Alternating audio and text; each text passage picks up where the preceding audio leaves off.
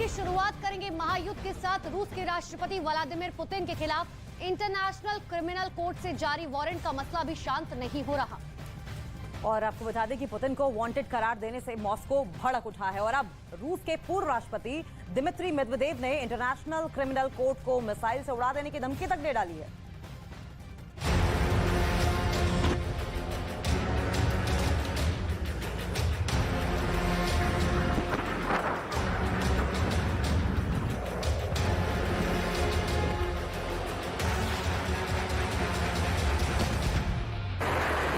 हर गुजरते दिन के साथ रूस और यूक्रेन का युद्ध और भी ज्यादा आक्रामक होता जा रहा है और ज्यादा घातक हथियारों से एक दूसरे पर हमले किए जा रहे हैं।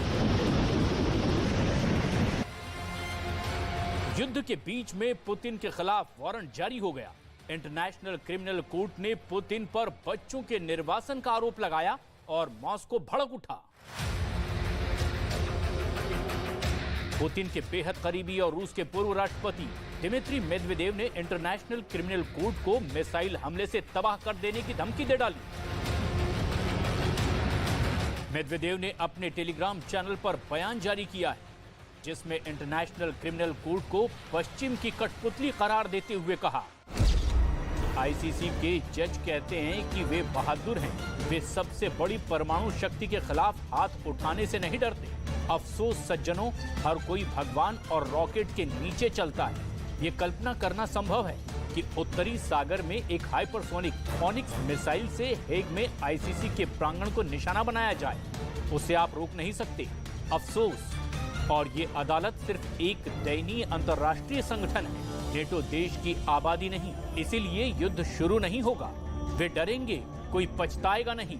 तो न्यायाधीशों, आकाश की ओर देखते रहिए।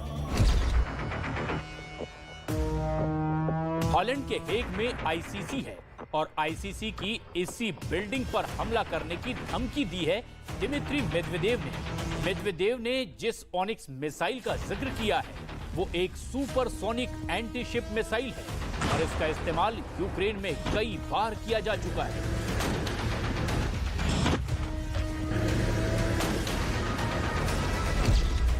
अब जरा मैप से समझिए। नेटो ने सेल्टिक सागर और नॉर्थ सागर में रूसी जंगी जहाजों को कई बार देखा है। ये जंगी जहाज वहां से डच और ब्रिटिश इंफ्रास्ट्रक्चर पर नजर रखने के लिए पहुंचे थे, लेकिन इनमें से ओनिक्स मिसाइल फायर की जाती है तो हेग में तबाही मचा सकते हैं।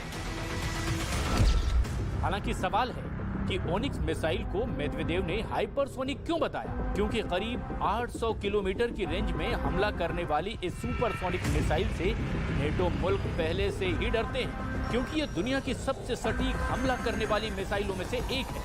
इसमें गाइडेड सिस्टम का दुनिया में कोई सानी नहीं है और रूस दावा करता है कि ये मिसाइल एयर डिफेंस सिस्टम को धोखा दे सकती है।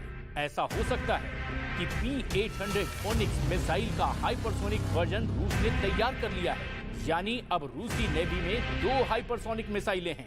एक ज़िरकॉन, जिसके बारे में पूरी दुनिया को पता है। अब उसका जोड़ीदार ओनिक्स भी रूस के जंगी जहाज और सबमरीन पर अगर तैनात है तो नेटो के लिए ये एक बहुत बड़ा खतरा हो सकता है।